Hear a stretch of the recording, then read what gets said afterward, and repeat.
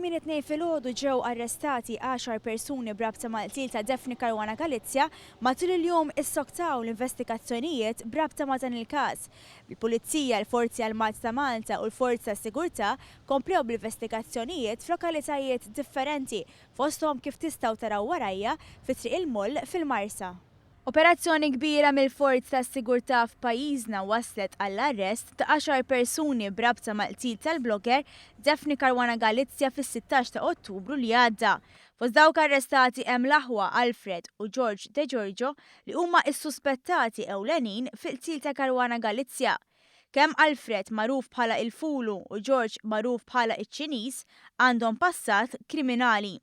Fl-investigazzjonijiet ħadu sehem għexieren ta' pulizija lebsin balaklava u armati ta' snierhom li deru jitlu f'numru ta' mħażen fl-inħawi tal-menqa fil-Marsa. Imħażen fejn allegatament ġie ippjanat id-delitt li fih inqatlet Caruana Galizia permezz ta' karozza bomba.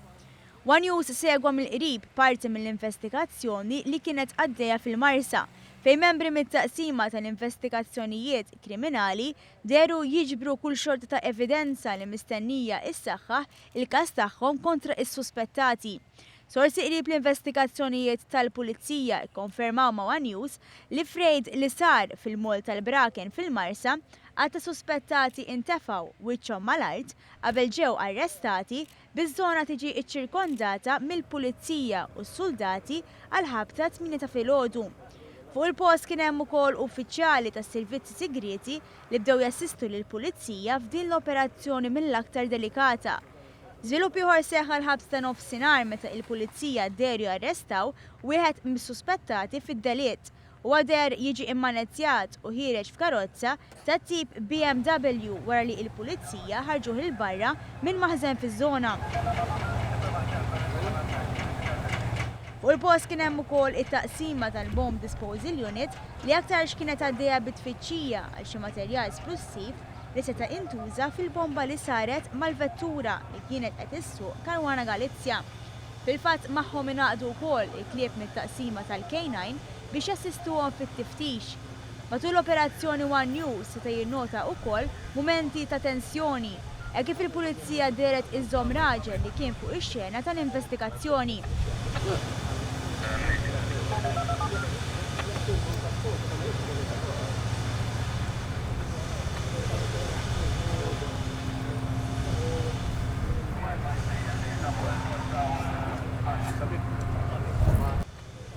Waqt din l-operazzjoni ippjanata sal-iċken dettal, ingħatat ukoll assistenza mhux biss fuq il-baħar iżda wkoll mill-ajru permezz ta' qatt ta' helikopters tal-Forzi Armati ta' Malta u ajruplan żgħir tal-Armata li deru jduru dawra mejt fuq l-imħażen li bdew jiġu investigati. Fl-operazzjoni ntużaw ukoll qatt ta' dinghies kif ukoll il-petrol boats tal-Forzi Armati ta' Malta li taw l-assistenza tagħhom minn fuq il-baħar. L-operazzjoni fil-Marsa u ħidma oħra f'Buġibba u f'Ħażebbuġ waslu għall-arrest ta' 10 persuni li ttieħdu fil-kwartieri ġenerali tal-Pulizija għal aktar stħarriġ. Is-suspettati mistennija jitresqu l-qorti fi żmien 48 siegħa.